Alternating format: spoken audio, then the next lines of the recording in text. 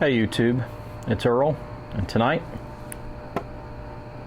let's review some Squadron Leader. Let's get to it.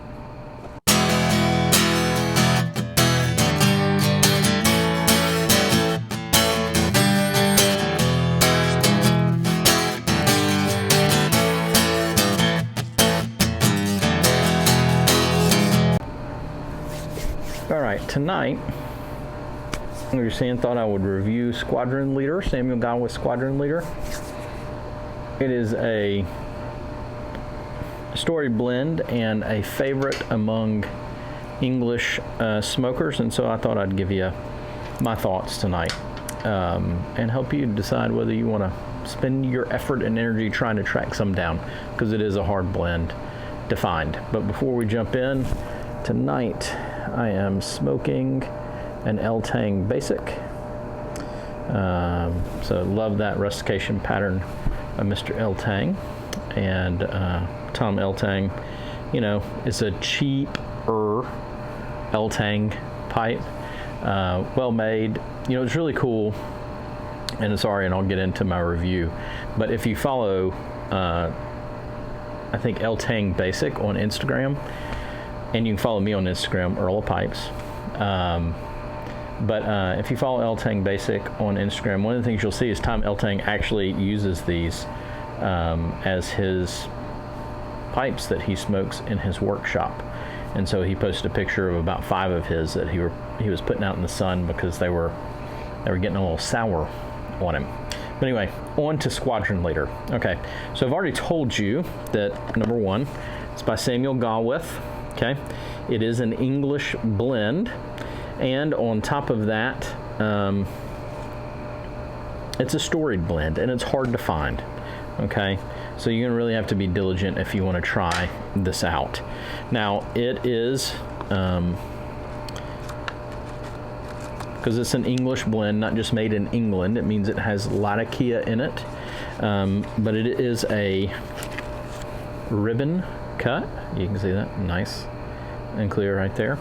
And I mean, it's really easy to pack. It might be a tad on the damp side, like a lot of Gawith blends tend to be when you first get them and encounter them. It's really packed in tight in the tin, so you know, you kind of, it's not quite a crumble cake, but like, look at the bottom, it's like this, right? And at first, that's kind of how it all is you got a ribbon cut, but it's all been packed in pretty tight, and is hard to, it's not hard to pluck apart, but it can be. That it's not just simple, take it out, load it in your pipe. You kind of got to work it. And again, that's why I think letting it dry might be something that's useful to you. But the ribbon cut, it's fine. It's pretty easy. One of the things, so this is an older tin for me. I got this and I couldn't remember when I ordered it, and I couldn't remember when exactly I placed my order and when I put it into my cellar, right? So I started looking to determine how to determine the dates. I don't know if you're going to be able to see this. I don't think it's going to show up, but right here, let's see if it does this. Okay, yeah. Right there, you see a sticker on there, and it's got some numbers, and the first one is a day, and then, well, the first one is you've got a 2-digit number, and then you've got something that another number that follows behind it. So if you have some tins of Samuel Gawith, right, whether that's Squadron Leader or anything else, and you're trying to date the tins on recent production, meaning I think over the last several years, they've started putting these stickers on there. The first one is the day that it was manufactured. The other number is how many months it has been since December 1, 1995, I think. Or maybe it was 85. I can't remember, but it's out there. It's online. You can Google it. And so this turns out, was made, I believe, in April 16th of 2018 is when I do the math. It's 16,268. and I did that a couple weeks back. But it's it's an English blend. It's ribbon cut. Now let me give you the tin note here. I get lots of Virginia on the nose.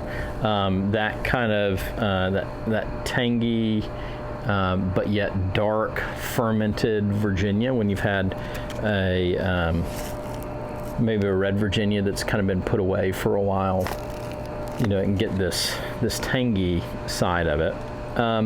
The smoky and sweet Latakia is there, but there's this other thing, this is kind of zestiness, pepperiness that's there that I would put up to the Oriental. So officially this blend says that it has Virginia, Latakia, and Oriental. So it should be a pretty straightforward, simple English blend. This is in my opinion, a pretty Oriental forward English blend. And maybe, I would say Oriental and Virginia forward. But give me a second. Let me get this lit and going. Now,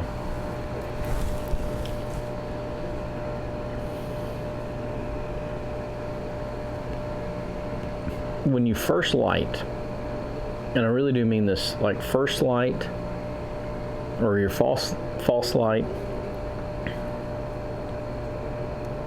and then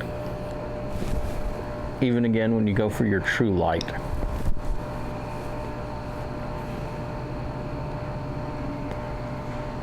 there's something magical about this tobacco, but just there for me.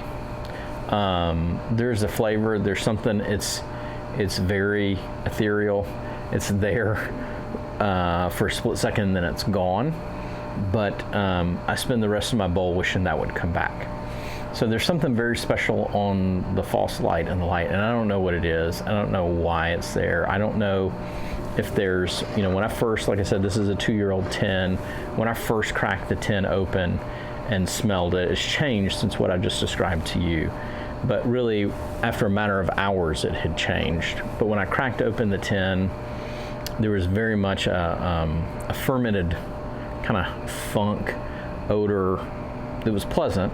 But I don't know how to describe it. I shouldn't say odor, aroma, that was there, that was different than anything that I've experienced before. And so, you know, I know almost all tobaccos have some sort of casing.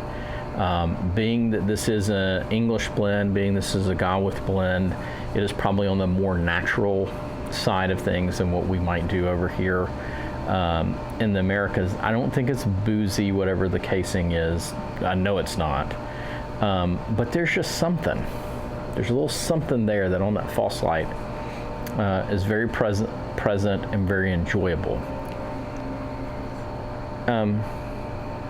For the first quarter of the bowl,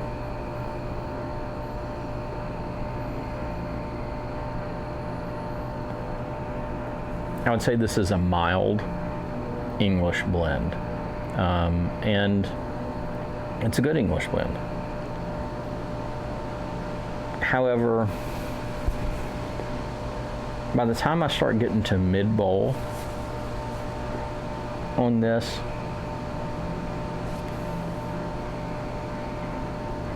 the Virginia and Latakia kind of move to the back.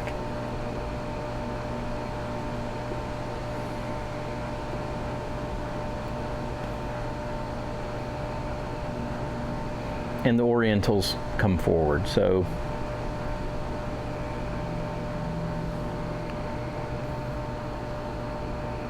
there's a bit of nuttiness.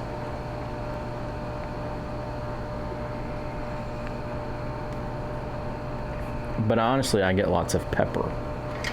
And I'm a big fan of English blends. A big fan. And I like most. It's kind of, it might be difficult for me to not enjoy an English blend. But unfortunately, I don't enjoy Squadron Leader.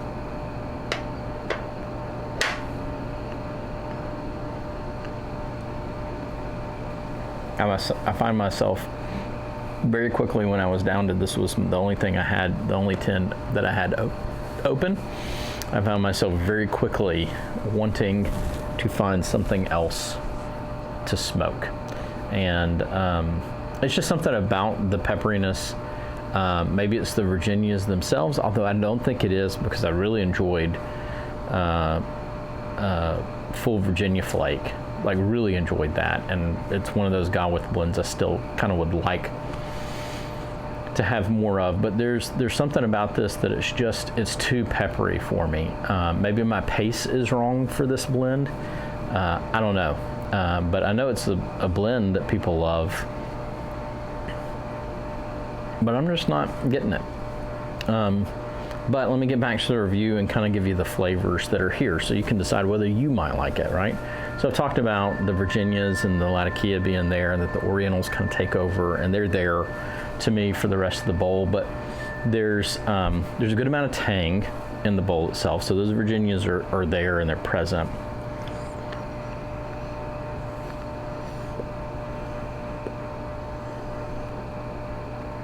A little bit on the darker side on the Virginia. You know, and if you look at the blend itself, I don't think there is a ton of Latakia in here.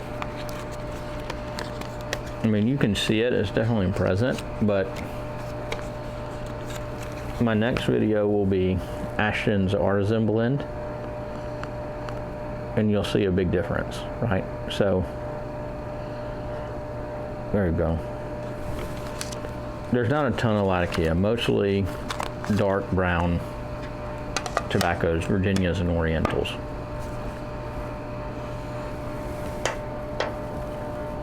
You get some tang, you get some hay, and then I just get an incredible amount of pepper on top of that. And it's not Perique.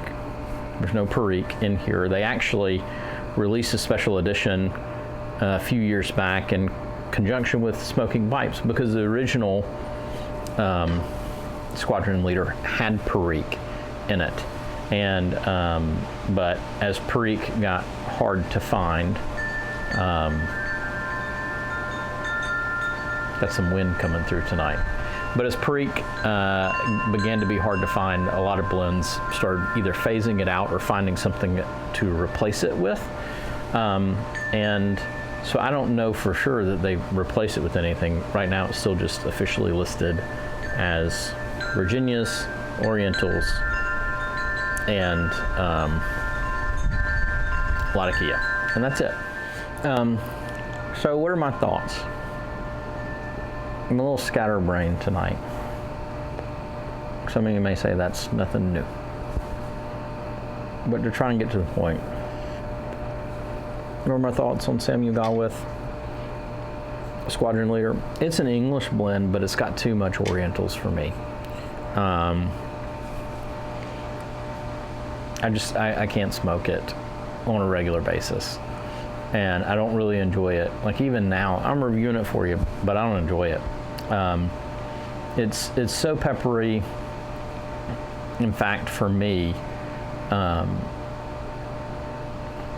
for lack of a better word, I really think it's biting my tongue, which is kind of, it's difficult for me to say that on a storied blend like this, and where in places where I really haven't experienced with any Gawith tobaccos any issues with tongue bite. But I'm getting it for this, and again, maybe it's my pace. I'm sure it is probably me, but for me, I can't get into it. I don't like it. So if you like, but you know, again, if you like English blends and you like Gawith blends and you like English blend that's a good Virginia with a lot of Orientals and just kind of a lot of key in the background, then that's a blend I think you should try. Anyway, guys, that's my thoughts on Gawith Talk to you later. Have a good night.